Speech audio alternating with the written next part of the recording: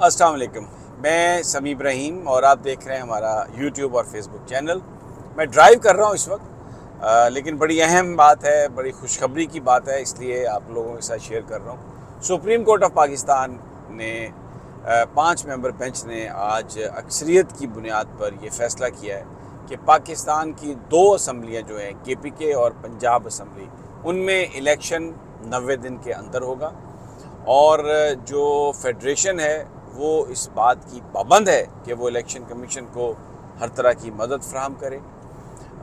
جو پنجاب اسمبلی میں صدر مملکت نے جو تاریخ دی وہ بالکل درست ان کا فیصلہ تھا، ان کا یہ استحقاق ہے، لیکن اور دوسری طرف KPK میں جو گورنر صاحب نے تاریخ نہیں دی، وہ انہوں نے اپنی آئینی ذمہ داریوں سے انحراف کیا۔ اس کا مطلب یہ ہے کہ جو حلف انہوں نے دیا تھا اس کی انہوں نے پاسداری نہیں کی۔ اب اس کے کیا کانسیکوینسز ہیں یہ آنے والے وقتوں میں پتہ چلے گا۔ 2 اسمبلیوں کے حوالے سے جو مختلف 2 فیصلے ہیں، اس کی وجہ یہ بیان کی گئی ہے کہ کیونکہ پنجاب میں اسمبلی کی ریزولیوشن پر سائن گورنر صاحب کے نہیں تھے، اسپیکر نے چیف منسٹر نے اسمبلی ڈیزالو کی، اور پھر یہ 48 گھنٹوں کے بعد خود بخود ڈیزالو ہو گئی، تو اس لیے گورنر صاحب نے اگر نہیں دینا چاہیے تھا انہیں، لیکن اگر انہوں نے تاریخ نہیں دی تو صدر صاحب نے جو کیا وہ آئینی طور پر درست ہے، لیکن صدر صاحب کو یہ کہا گیا ہے کہ اور الیکشن کمیشن کو کہا گیا ہے کہ وہ فوراً صدر سے مشاورت کریں اور پنجاب میں تاریخ کا اعلان کریں، اور KPK کے گورنر کے بارے میں بھی کہا گیا ہے کہ ان کے ساتھ الیکشن کمیشن فوراً مشاورت کرے اور وہاں پر بھی الیکشن کی تاریخ کا اعلان کیا جائے۔ یہ 3 جو ججز ہیں، chief justice Umar Ata بدیال، justice منیب اختر اور جسٹس محمد علی مظہر، ان کا یہ فیصلہ ہے، جبکہ جو دوسرے 2 ججز ہیں جسٹس منصور علی شاہ اور جمال خان مندوخیل، انہوں نے اس فیصلے سے اختلاف کیا۔ انہوں نے یہ کہا ہے کہ کیونکہ یہ میٹر لاہور ہائی کورٹ میں زیر سماعت ہے، پشاور ہائی کورٹ میں زیر سماعت ہے، تو یہ اس موقع پر سپریم کورٹ آف پاکستان کو اس کا سو موٹو نہیں لینا چاہیے۔ لیکن انہوں نے جو بنیادی جو نکات ہیں اس فیصلے کے، اپنے ڈسینڈنگ نوٹس میں انہوں نے کہیں یہ نہیں کہا کہ 90 روز میں الیکشن کرانے کی جو سپریم کورٹ بات کر رہا ہے وہ غلط ہے۔ تو اس کا مطلب ہے ان اے وے ایک سینسز ہے، ایک کنسنسس کے ساتھ یہ معاملہ ہوا اس حوالے سے کہ 90 روز میں الیکشن کروائے جائیں۔ اب جو اس میں فرق صرف یہ ہے کہ اب جو فیڈریشن ہے اس کو یہ پابند کیا گیا ہے کہ وہ الیکشن کمیشن کی ہر معاملے میں معاونت کرے، ہر طرح کی مدد فراہم کرے الیکشن کے انعقاد کے حوالے سے۔ تو اب لیت و لال سے کام نہیں لیا جا سکتا۔ جو بات پہلے کہی جا رہی تھی کہ پیسے نہیں ہیں حکومت کی طرف سے، اب حکومت یہ نہیں کہہ سکے گی، اور جو یہ کہا جا رہا تھا کہ سیکیورٹی پرووائڈ نہیں کی جا سکتی فوج کی یا رینجرز کی، اب وہ سپریم کورٹ نے پابند کر دیا فیڈریشن کو کہ وہ ہر طرح کی مدد فراہم کریں گے، اور اس کے ساتھ ساتھ وہ جو ROs وہ بھی عدلیہ سے مانگے گئے تھے،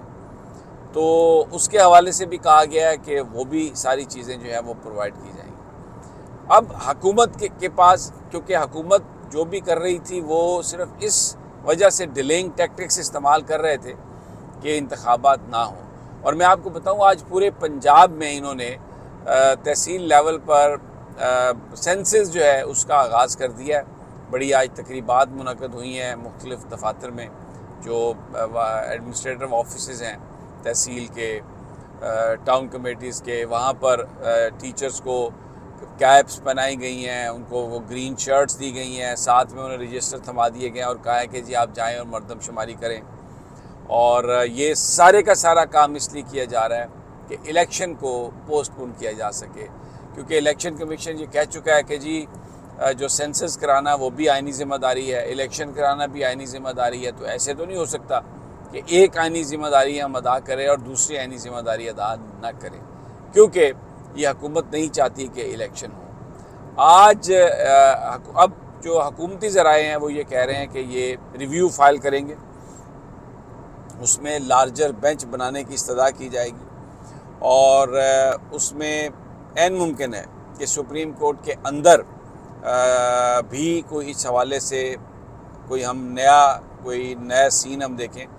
میں آپ کو یہ بات کنفرم کر رہا ہوں، مجھے میرے ذرائع نے بتایا کہ ایک بہت ہی اہم شخصیت سپریم کورٹ کی، وہ لنڈن میں ریگولرلی ان ٹچ ہے، اور یہ جو مریم نواز صاحبہ کے یہ جو بیان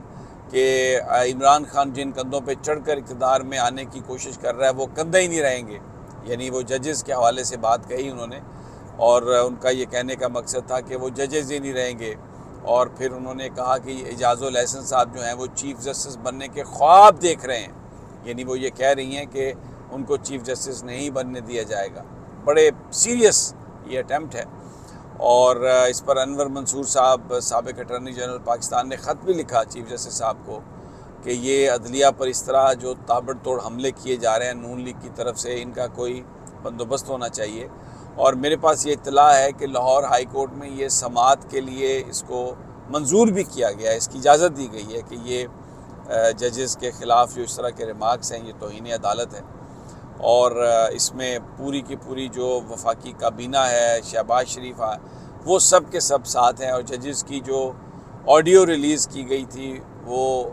جناب رانا ثناء اللہ نے، اور اس میں ایک بڑا سوال یہ ہے کہ وہ آڈیو ٹیپ کس نے کی، کیونکہ جس وقت کی یہ آڈیو ہے اس وقت پرویز الہی صاحب وزیر اعلیٰ تھے،